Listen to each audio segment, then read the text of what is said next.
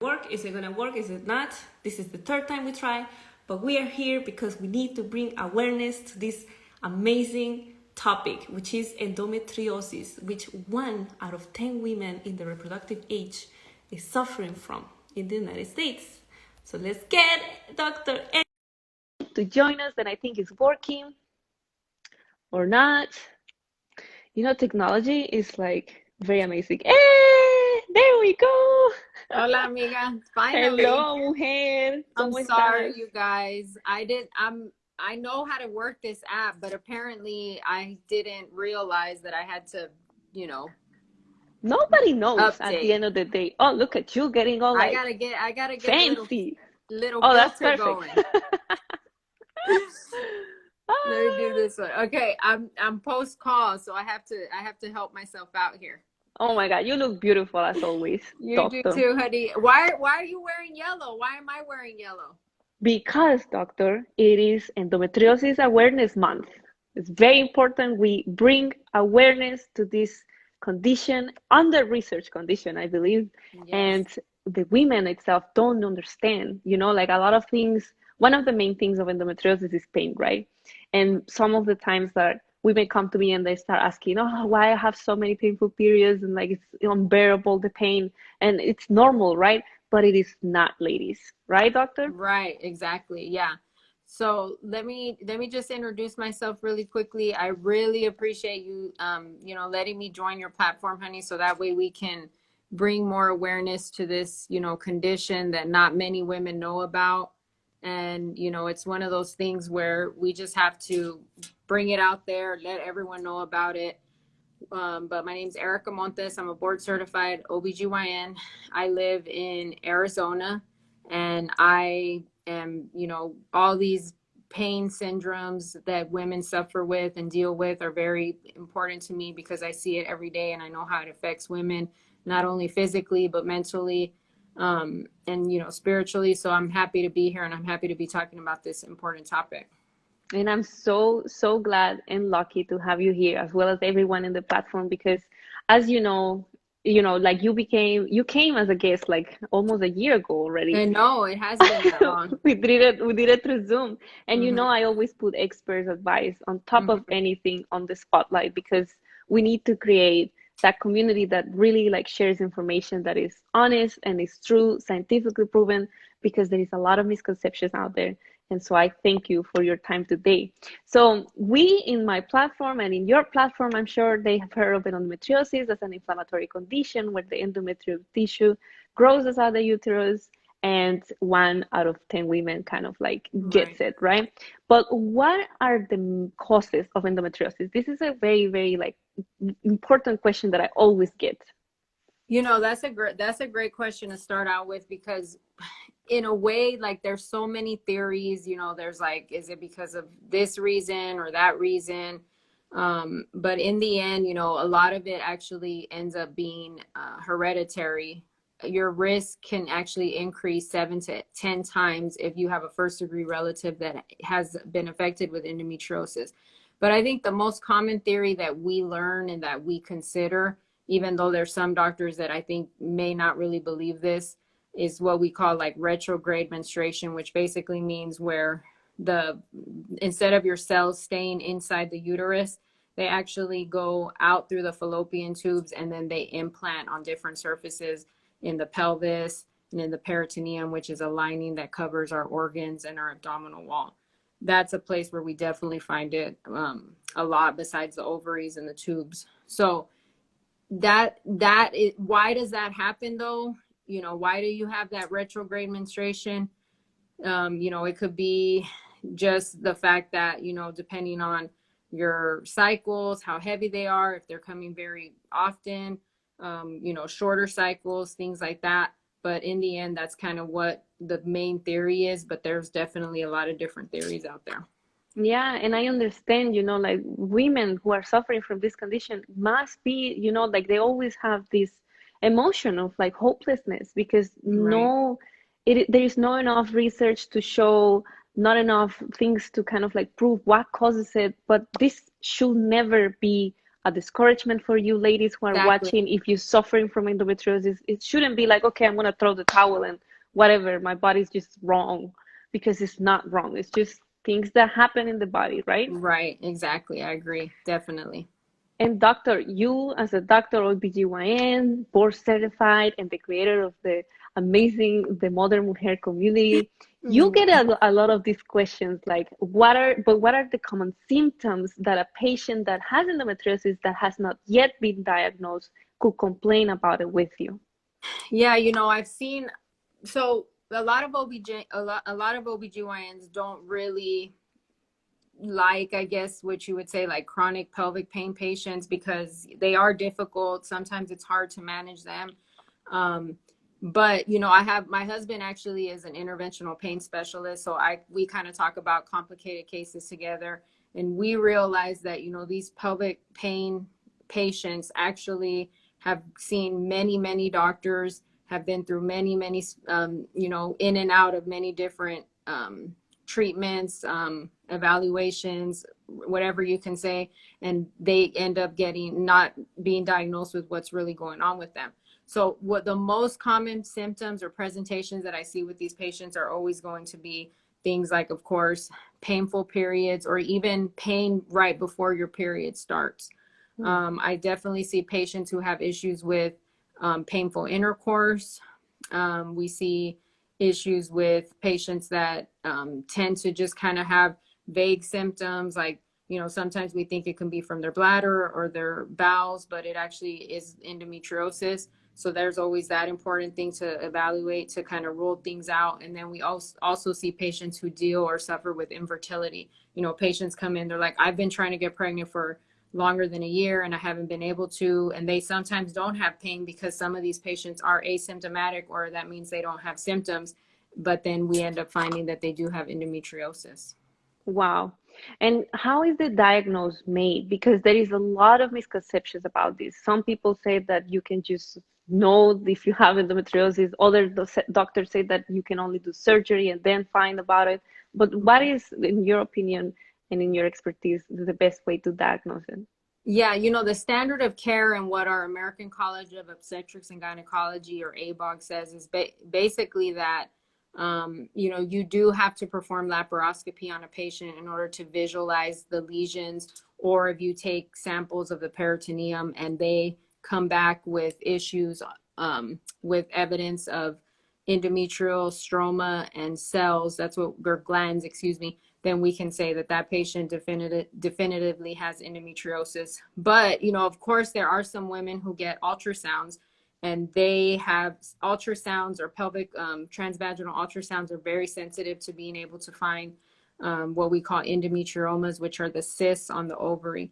And yes, you can definitively say for the most part that that patient has endometriosis because her cyst appears to be an endometrioma.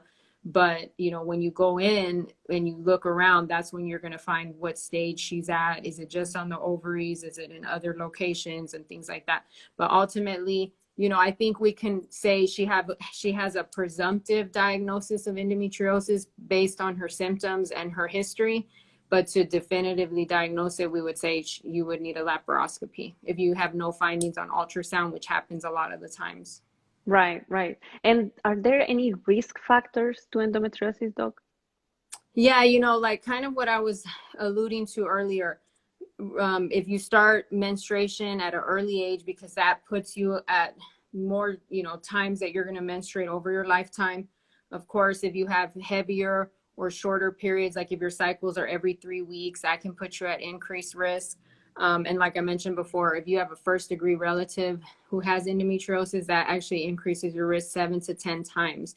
But ultimately, what we know with studies that decrease your risk is, the more number of times you've been pregnant, if you're nursing or breastfeeding, because that decreases the amount of times that you actually menstruate. Mm-hmm.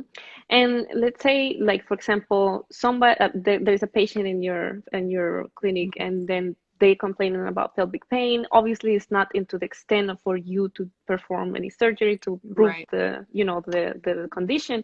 But what if it's suspected that she has endometriosis and she's worried about fertility? Like, what would be one of the things to start with?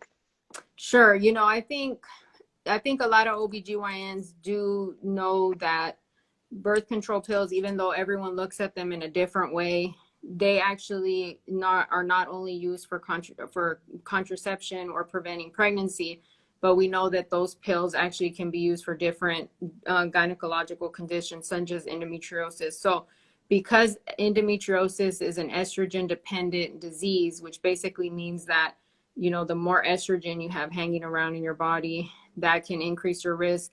We tend to try to give patients progestins or medications that contain progesterone, and those tend to help kind of suppress it to a certain extent.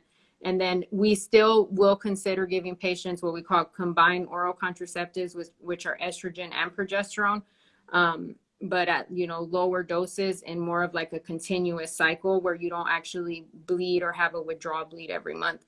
And then, of course, for pain, you know, we want to try to avoid narcotics because there is this narcotic crisis in the country. So we definitely want to try to give you anti-inflammatories, which we know don't always work. But kind of as an aside, I always send my patients who have pelvic pain, even before we know they have endometriosis, to pelvic floor physical therapists. And they actually are very, very good in helping manage these pelvic pain conditions, because a lot of times patients who have endometriosis, they also have chronic pelvic floor spasms, because it's kind of like a chronic pain cycle where you have pain, so your pelvic floor spasms, and then it kind of keeps going. And so they help with releasing those spasms. And I think that's a good initial treatment to consider too, besides medical management. Mm-hmm. And then, like, I think that you touch a little bit on this, but the medical treatment, the medical aspect of it to manage that pain, because pain is such a, you know, such a highlight of endometriosis, and it's very Right. hard to live with that. So what are some like medical treatments we could go to kind of like fight back that pain? Yeah, so I mean, if we know that you have endometriosis, of course, the progesterones that we tend to focus on are going to be things like norethindrone, which is a synthetic progesterone that works really well and suppresses the growth of those implants. Also, Depo-Provera is a good progesterone. It can have some side effects like, you know, weight gain, headache, some emotional changes and things. So I don't really tend to use it as much. But if a patient is reluctant to using anything else and that's all we can use, then we do try to use that. And then Mm-hmm. also the next level would be something called Grnh Agonist, which basically puts you, it's called Lupron. If some of you have heard of it, or if any of you have endometriosis, you would understand what this is. But it kind of puts you in like a fake menopause. So that way your body will stop the withdrawal and the growth of these endometrial cells. And that in turn definitely helps your pain. Mm-hmm. And what, talking about the medical conditions, what will be, can you give us like a little bit of a walkthrough to the ADVAC regimen? Like, what is Yeah. that? Yeah, so basically some patients that have endometriosis and they end up being on this medication called Lupron, we can give them something called ADVAC therapy, which is a progesterone, usually norethindrone or agestin. And what it does is it helps to minimize the hot flashes and night sweats that you can feel with the Lupron. And it also can decrease your bone loss while you're on Lupron, because Lupron is known to decrease your bone loss, or it decrease your bone density. And so we tend to give patients that medication along with the Lupron and still see that it's very effective for pain. Mm-hmm. And then, but would that help with fertility, or? No, not at this point. I mean, this is only like, it won't help you with fertility in terms of like helping you get pregnant at that point, because it does put you in a menopause state. But what it will do is sometimes it'll buy you time. Like, you know, we give these medications to patients like three months to a year. And what it'll do is it'll buy you time in helping your pain symptoms in the meantime before you're ready to try to conceive, or, you know, if you're not ready to do surgery to resect the endometriosis lesions, you can be on this temporarily. And so that's just kind of another medical treatment, like the highest tier. There is a new medication called Orlissa, which is a pill kind of like a pill version of Lupron, but it works in a little bit of a different way. And it also helps with pelvic pain and also painful intercourse. And I've had pretty good success with either one. It's just a matter of which ones patients are willing to try, and of course what insurance covers. But I think these medications are really, really good, especially if we don't really have any other options at that point. Right. Yeah, and it's always good to have like a doctor that you can speak to. That's very, very important, because Right. sometimes like doctors come in and they rush you I out of the know. office. So make sure, ladies, you have like a doctor if you're in Texas, right? You're in Texas. No, in Arizona, but I'm from Arizona. Texas. You're Right, right. right. I remember. I'm like, she's from Texas, right? Yeah, It's so you sad got what's it right, happening honey. there. Gosh. Right. Yeah. But coming back to the fertility, so we don't go off topic. Let's Yeah. talk up, let's say like if this endo warrior is really worried about fertility and she wants to have babies, how effective are like surgical management techniques for endometriosis and to boost Yeah, fertility? I mean, I think, I have some patients that come to me and they're like, you know what, I don't want to be on medication. I don't want to try medication. They're open sometimes to pelvic floor physical therapy, but in the end, we know that patients do pretty well, especially if you're able to resect the disease in the pelvis or wherever it may be.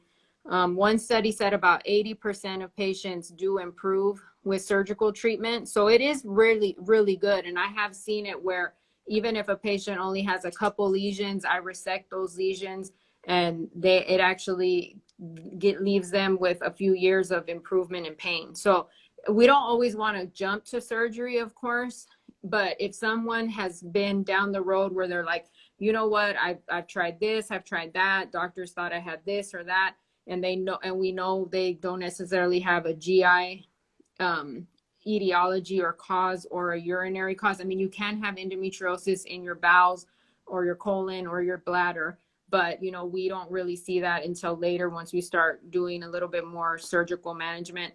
But one thing to know is that sometimes these endometriosis patients, when they actually have had a surgery, of course, these lesions can grow back, and then about 30 to 40% of patients end up having to have a recurrent laparoscopy or a repeat surgery. And we see that more in women who are younger when they first are diagnosed, of course, because they have many more years of menstruation. Right. Wow. It's such a complex, condition. I know. And then like when we talk about like endometriomas, let's like Mhm. go deeper into that. Yeah. What are some like ways to manage them? Yeah. So like I mentioned before, like if we do a pelvic ultrasound on a patient who has chronic pelvic pain or pain for, many, many years, especially with painful intercourse, and we see a cyst that appears to be, fluid filled, or that kind of has that similar, it's more like complex is what we call it, where it's like has some fluid and solid components, and that actually is this endometrioma that we find on ultrasound. We usually want to try to go in laparoscopically, not make the incision big on the lower abdomen, especially with patients who have endometriomas or endometriosis, because if we do incisions that are larger, that can actually increase the risk of more adhesions or scar tissue and things like that. So we want to try to do this as minimally invasive as possible. I did a surgery with one of my partners on a patient of ours that had endometriomas on both sides. She was only like 23, and they were almost about the size of a grapefruit each one. And so basically what we did is we were able to resect the cyst out and shell it out of the, somewhat normal ovarian tissue that she had left. And then we were able to save her ovaries, thankfully. But then I ended up putting her on Lupron right after, and that has improved her pain symptoms for a while now. But we want to try to not just drain them, because if you drain them, then that's going to make them just come back just as quick. And they do have a higher risk of recurrence. But the main thing is try to find a doctor or a surgeon that can do it laparoscopically, because you're going to heal up quicker, and that's going to decrease your risk of issues in the future. Mm-hmm. And let's talk about like asymptomatic patients, right? Like if endometriosis is discovered like incidentally, what is the probability of regression or progression of the endo? Yeah, that's a great question because, you know, there, like I mentioned before, there are patients that are asymptomatic, meaning they don't have symptoms. You know, we take them in for a tubal ligation, or we go in for take their gallbladder out, you know, a general surgeon, and they end up finding, you know, a lot of implants or adhesions or scarring that end up being related to endometriosis. But we right now the study or the data is limited. We don't know how those patients end up faring, but we see that about a third of them, their disease, once we find out that they do have it, even though they're asymptomatic, about a third of them later in life will start having symptoms. A third will just kind of get better, or like they will continue to not have symptoms and not need treatments or surgery in the future. And then about a third just kind of stay the same or static. We don't end up doing anything to them. So, you know, I think it just depends on the patient, how old they are, what their risk factors are, if they are on different medications, just like birth control or other medications for just general reasons and not endometriosis. But these patients, you know, end up, you know, hopefully most of them, about a third of them, go through life with not having any issues. And so that's good, but at least they know about it when we tell them after their surgery. Right, right, right, right. And can you tell us a little bit about hysterectomy? I Yeah. always forget that word, hysterectomy, like what it is and how good or bad it is for someone who wants to stay fertile or not, you know? So a hysterectomy is basically just the surgery that we perform, usually with a camera or robotically, laparoscopically, where we remove the uterus, which is the organ or the womb where the baby is carried when you're pregnant. And that obviously is the organ where every time you have your period, that's where the cells grow and shed every month. The definitive treatment for endometriosis right now technically is a hysterectomy. And, you know, many years ago, many studies have said, you know, if you have a patient who has severe endometriosis, you need to take her uterus and her ovaries out. I think the tides are changing because it depends on kind of, you know, how old you are, where your disease is found, how bad the severity or what stage of disease you're at.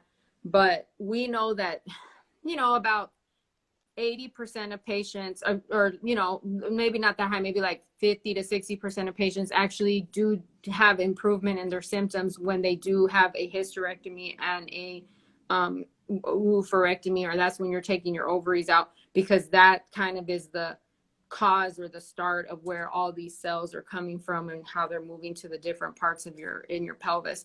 So, you know, we say, could you have regression though? I mean, yes, of course, you can have an ovarian remnant, which is like a piece of ovary that cells kind of stayed in your pelvis, and then those start growing endometriotic lesions later down the road.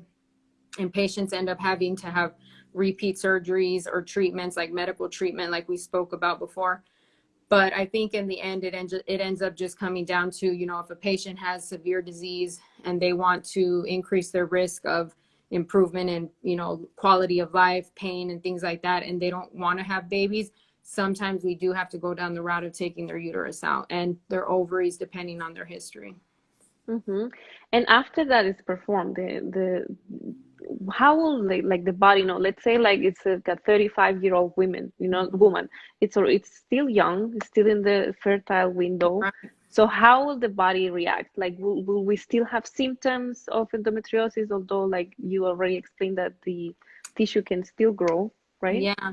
So, I mean, what we do in that case is, you know, we tend to kind of give patients, especially if they're super young, estrogen to kind of combat their symptoms. Because remember, when we take your ovaries out, you're going to have hot flashes, night sweats, you know, mood changes. It's going to be like going through what we call like a surgical menopause. Yeah. And so, you know, and at age 35, that's not only risky for your physical health, but also for your mental health. So giving you back that estrogen that we can give you, you know, right after surgery is going to help. But there are some studies that say, or some doctors that believe, if you have a history of endometriosis, then you should always have estrogen and progesterone, because they believe that sometimes if you just give patients estrogen alone, that can start activating the cells to regrow and things like that. But right now there's no evidence to support that. So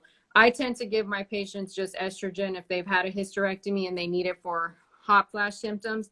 But if, you know, I haven't had a point where I've had to give the patient estrogen and progesterone, but I can't say that there wouldn't be that issue, of course, in the future. Mm-hmm. And what about only getting the ovaries removed, like the oophorectomy, right? Yeah. Did I mention it right? Yeah, you said it right. Okay. You know, that's a really good question. I mean, I don't think that's necessarily a common option that we give patients, because remember, again, the cells do come from the uterus, but some women do tend to have a lot of issues with endometriomas or cells from that grow on the ovary, and that's just where their disease is.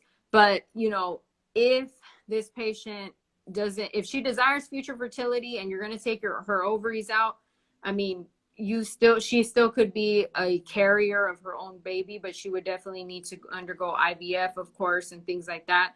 But if we're going to go in to take the ovaries out, for sure, it's almost a given that we say, you know, if we're going to take both out, we probably should just take the uterus out too, because that's probably where everything is kind of starting from.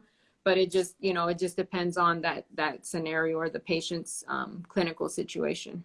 Right. And after these medical procedures, like how could hormone therapy? Hormone therapy is a lot of people talk about them, especially after menopause. Hormone therapy could help us manage symptoms or, you know, like pain.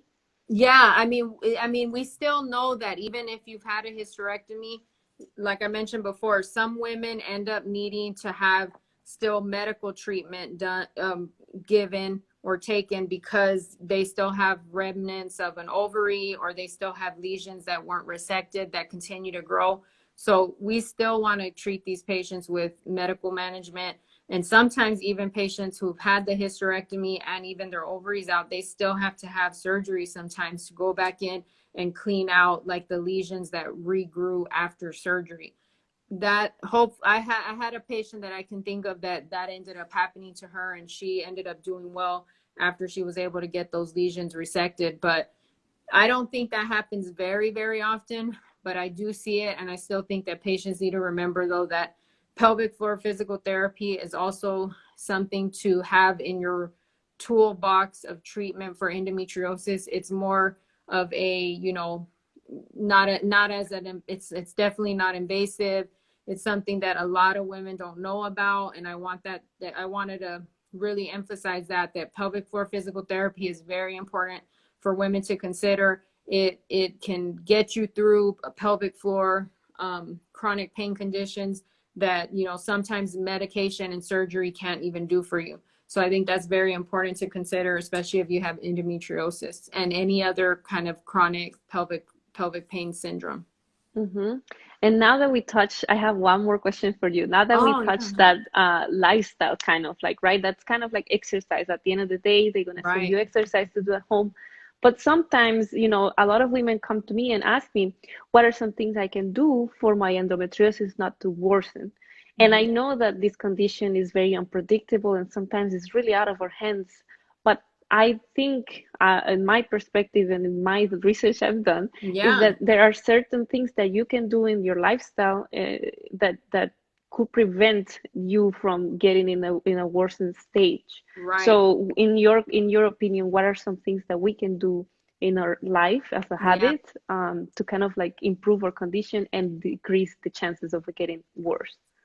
Yeah, that's a great question. So, you know, like I mentioned before, endometriosis, we know, is kind of estrogen dependent. So like it feeds off of that hormone estrogen. So we want to minimize that in our system. And the way to do that is, it's kind of similar in this aspect to PCOS, where patients who have PCOS are known to have higher levels of estrogen and not enough progesterone. And we know that basically, you know, just from studying and studying, and also from studies that we perform, that women who are overweight have more fat cells, obviously, and in those fat cells, the hormones and everything that tend to occur is it ends up increasing your estrogen when we have more fat cells. So I think anything that we can do to, decrease, I mean, everything always comes back down to decreasing, inflammation, decreasing our weight, of course, trying to eat less processed foods, things like that. Because even if your family history increases your risk, your environmental lifestyle and risk factors can minimize your risk by what you consume and how you exercise and things like that. So I think your platform, honey, is great because you're teaching women how to be healthy, how to live, holistically in a way that actually in and of itself, everything that you teach these women and what you stand for actually is decreasing the risk of endometriosis, PCOS, metabolic syndrome, any condition that women suffer from and that we bring awareness to. So I appreciate you for doing that. Yeah, and I appreciate you. I love that you love as well to build community and awareness and bring information out. We Thank have a you. comment here. Rose is telling I had a hysterectomy and Mm-hmm. left my ovaries, and they found I had endometriosis after I removed my uterus, and I had 3 children prior. So Sorry, I had to throw in a little filter there. I love it. So Rose, you had a hysterectomy, and then after your children, and then they found out at the time of your hysterectomy that she had endometriosis. Is that what she was saying? No, they found out she had endometriosis after she removed her uterus. Mm. So first the hysterectomy and without the ovaries, and then she found that she had endometriosis. And then got the Endometriosis when they removed it. Yeah, yeah, yeah. Mm-hmm. Yeah, and that actually, I have a patient who's really near and dear to me that I can actually think of right now off the top of my head. Same thing. She had a hysterectomy for fibroids and heavy bleeding. She came to me with chronic pelvic pain. I did a workup on her for pretty much everything, and I even sent her to one of my friends who's a GI specialist, and we ended up finding out that she had diverticulitis too, or diverticulosis, which are the like little pockets that happen in the colon, and that can lead to chronic pain conditions as well. So what we did is we did a combined case, a colorectal surgeon and myself. We went in. Basically, what we found was she ended up having endometrioma and also some implants kind of near her colon, and we removed a section of her colon too that had endometriosis, and it also had the diverticulosis. So that's the thing about chronic pelvic pain or patients that have issues with pain, is that sometimes it's not just one thing, it's like 2 or 3 things kind of all together. But I think if doctors collaborate and work with each other, and like how me and that other doctor did just a couple months ago, because we knew that it was going to benefit the patient to do one surgery, do it all at the same time, then I think that's when we see patients having better outcomes. So collaboration, really listening to the patient. I always tell, younger doctors and students, I always tell them the patient tells you what is really wrong with them. You just have to be the vessel that they use to kind of order the right tests or do the right exams for them. But I mean, if you really listen to a patient, she'll tell you what's wrong with her. So I want all you ladies who are listening, like, just, if you know something's not right and in your gut, you're like, I know something's not right. I know that that there has to be something wrong with me. And you want a laparoscopy to look inside, what we call a diagnostic laparoscopy, which basically means going in to try to diagnose or figure out why this patient has this certain condition or this certain symptom. And obviously that's done with a camera. So you have 2 to 3 small incisions on your abdomen. Just do it. I mean, yes, there are risks with any type of surgery, with any kind of procedure that we perform, from even putting an IUD in to doing a hysterectomy. Of course, anything has risk.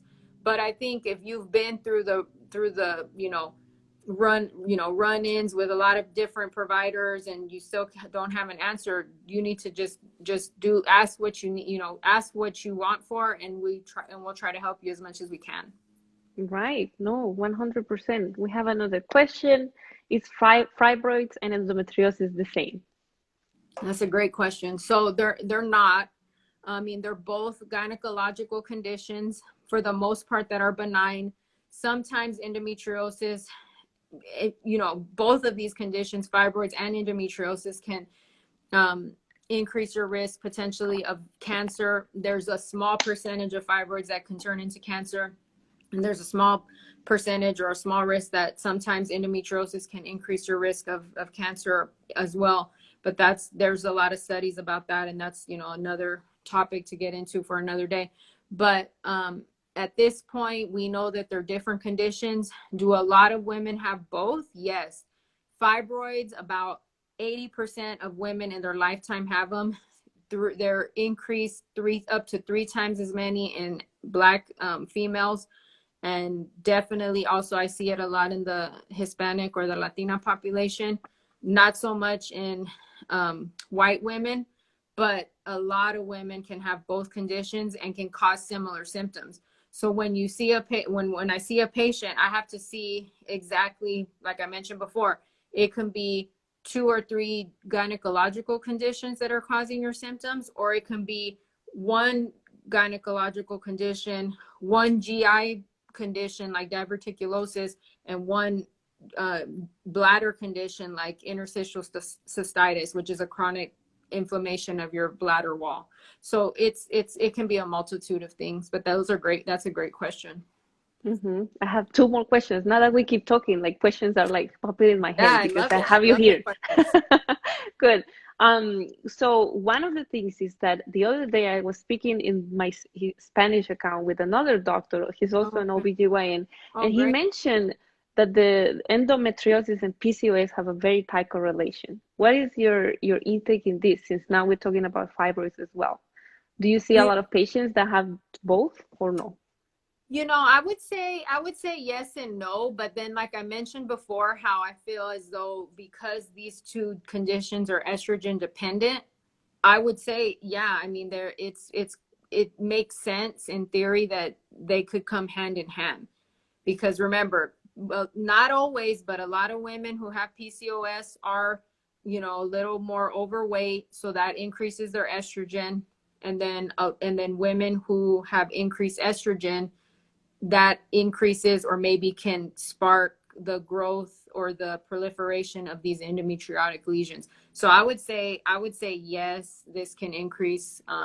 Those 2 conditions can go hand in hand. Sometimes when I take a patient for a diagnostic laparoscopy for pelvic pain, we end up finding that she actually has what we call like polycystic appearing ovaries during the surgery.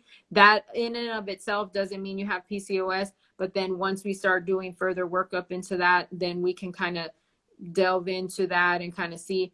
I mean, on the other hand, though, you can say, well, maybe patients who have PCOS don't necessarily have increased risk of endometriosis because a good amount of PCOS patients don't have a period every month. And like I mentioned to you before, the more periods you have, the shorter cycles you have, that increases your risk of endometriosis because every month that lining is being shed and moving potentially, hopefully just outside of your body, but it can actually go to other areas in your pelvis, then that would kind of contradict the fact that maybe those women have a higher risk of endometriosis. But I could see it either way. I think it's just a topic to discuss, but I think that's a good point. Yeah. Okay. One of your patients is paying. They'll see you in April. And Rose and Rose is saying that she gets fibroids too, so with endometriosis. So yeah, they come kind of like tied there. And doctor, the other day I was reading this research and they were explaining how the risk or the importance of or the risk of women getting painful periods after age 25. Is there any like dangers or something that we should be aware if we start like hurting after 25 years old? Because especially my audience is between 25 and 35 years old. Sure. I would say that sometimes the endometriosis isn't necessarily a condition where a lot of women are diagnosed at younger ages or that they have symptoms at younger ages. I think as we menstruate more in our lifetime, that in and of itself is going to potentially increase those implants, or increase the risk that those implants are going to grow in other areas of our pelvis. So, you know, I would say, yeah, if you normally had, you know, not super painful periods, and remember, like I mentioned, another symptom of endometriosis with your period is if you have pain prior to the onset of your cycle too. That sometimes can be. Are you guys having like a thing over there or what? A blackout or A something? ghost? I don't know. Oh my. So yeah, I mean that, you know, if you're 25 and during your teens and early 20s you didn't have heavy, or excuse me, rather painful periods, I would say, yeah, I mean that is something to be concerned about, because you know it may not be endometriosis, but you could have you could have fibroids that are growing now at that point, or you can have, you know, another condition called adenomyosis, which is when it's kind of like the evil twin sister of endometriosis. Instead of those cells going out into your pelvis, they go into another place where they're not supposed to be, which is the myometrium, or the muscle layer of your uterus. And that, even though they didn't make the cells didn't make themselves out of the uterus, them being in the muscle layer also cause issues and also cause pain and bleeding, mostly bleeding problems. But I mean, yeah, you know, I think you still need to be evaluated and not just have a doctor throw birth control pills at you, because that's not the answer to everything. And like I mentioned before, yes, that tends to be the initial treatment for most doctors. And I've given that to my patients too, because I know that it's good for certain conditions, not just for birth control. But if you go to your doctor for a specific condition or symptom, and they say, well, let me just give you birth control pills, and they don't say, let's do labs, let's do an ultrasound, let's try to figure out what's wrong with you, then that's when you need to go see another doctor. Yeah, run away the other direction. I know. Yeah, Yeah. exactly. And sadly, Because birth control pills are good, but I mean, they're not, I do believe in them, and I do tend to give them to a lot of patients for certain things if after we know what's wrong with them. But the way that I am is you know, I'm a chismosa, so I want to know, like, well, why, why do you have this problem? I'm a detective. I'm like, I know you have this problem. I want to know why. And then once we figure it out, then we'll figure out how to treat you best. yeah, no, and I wish, you know, all doctors were like you, because it is very, like, I have been in the doctor and they've been telling me, like, even tell me, like, for acne, they send me like, oh yeah, just take birth control. And I was like, aren't you gonna like do a panel and like what kind of like hormones are going crazy? Are you gonna like try to like investigate what's happening? Yeah. Nobody even spoke to me about PCOS when I went to the gynecologist and I told Wow. them, yeah, I have acne. And they didn't even ask me like, oh, do you have irregular periods or this and that? Like it was a But bad doctor. what kind of doctor was that? Was that an OBGYN? Yeah. Wow. Yeah, in New York. So it was like, you know, like come in, make the money and go out. So ladies, be careful. Do your due diligence and find a good doctor who listens to you, a detective like Dr. Érica. And Dr. Érica actually can answer your questions. So if you even if you don't live near her and you cannot see her right now, are you still doing telemedicine? I'm I still remember you doing were doing. telemedicine, yes. And we pretty much take almost every insurance. So I'm happy to do a telemedicine appointment with any of you ladies. I have a good platform called DoxyMe that I use. So I'm happy to see you. Anywhere in each state that Yeah, I mean, that well, matters? I think I mean, we still have, you know, some self pay prices, of course, which aren't super expensive. You know, but something where if you just want to consult or so, that's definitely something that's doable, and it can be any state. Awesome. Awesome. Well, doctor, one last question. I know we have a few more minutes. Last one. And Go I wanted ahead. to ask you for you to open your mind, because I know you're a doctor. I know you always have to like, you know, apply science and to the book and everything. But something that has been like popping into my head and into my feed and to the people that I speak about Mhm. endometriosis is that they always relate endometriosis with emotional health. Do Sure. you think that there is any correlation between emotional health or childhood trauma and endometriosis? Yeah, I And you can do. answer like No, super, I like tell me honestly, like I do. Ferchi, that's BS. No, I honestly do. I mean, like I mentioned to you ladies before, or you people that are listening, I appreciate you all, you know, taking the time to Yes. saying, my husband is a pelvic pain, or not a pelvic pain, but a pelvic special, excuse me, a pain specialist. He wouldn't want me to say pelvic anywhere near his name. I'm just so used to saying pelvis that it just comes out of my mouth. He's a pain specialist. And so we, you know, like I mentioned to you before, we talk about patients and things, and, you know, and in doing my own research and kind of seeing my patients and these, and the ones that come in, you know, with these year-long symptoms of pain and things, and no one being able to find out what is wrong with them, and going many years being undiagnosed, not just with endometriosis, but with whatever the condition may be. I do tend to see that when I start talking to these patients and asking them about their more like psychological history, it's hard to say, like, you know, what causes what, of course, because it could go either way, right? Like, could you say endometriosis is a burden and is, you know, not only physically but emotionally draining and challenging? So does that make you have depression and anxiety or mood disorders?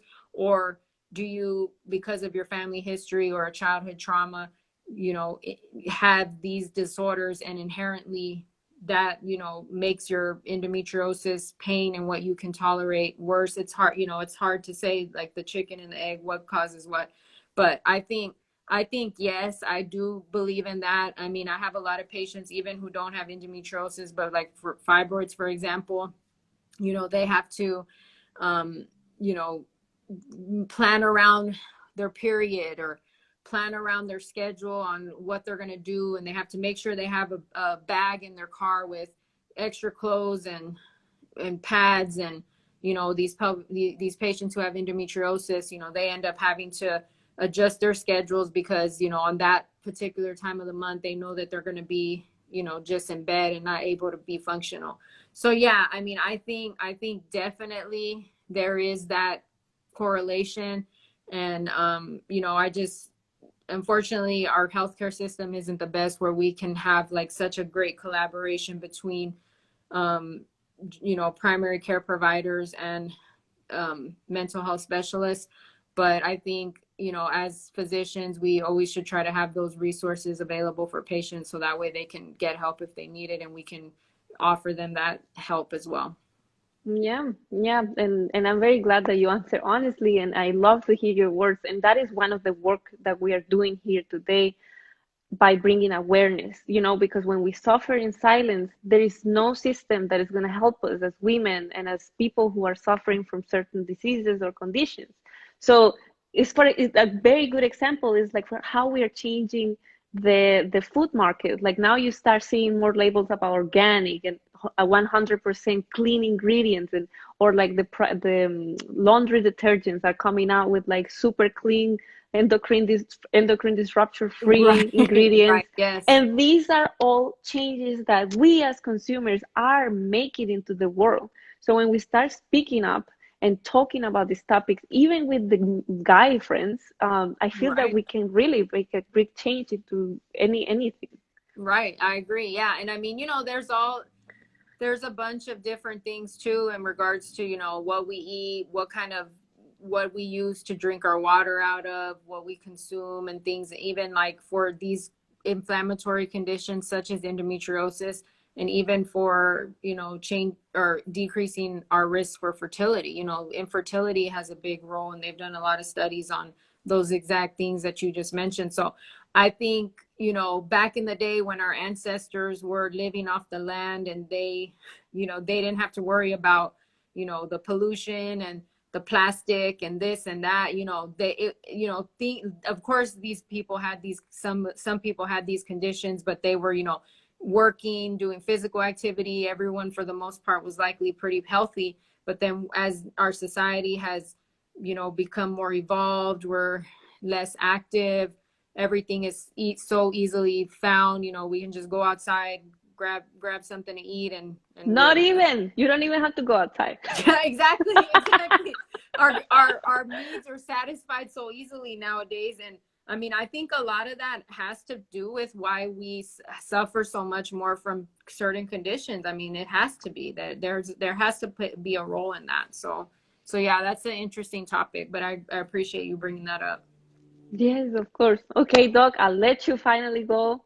Thank you so much for being here. Thank you for Thank sharing you, all this honey. amazing info. I I really, really love you, appreciate honey. it. You're And we need to do awesome. it in Spanish. Yes, we should. We should do this in Spanish too. We'll do. I saw that you had your other platform, and I haven't been able. I barely saw it when I got onto your page today, so I'll have to check it out and let's plan for that. Let's do it. Thank you, Doc. Thank you so Okay, we much. have a great day. Okay, thanks Thank you, everyone for listening. everyone. Okay, have a good week. Bye. Bye.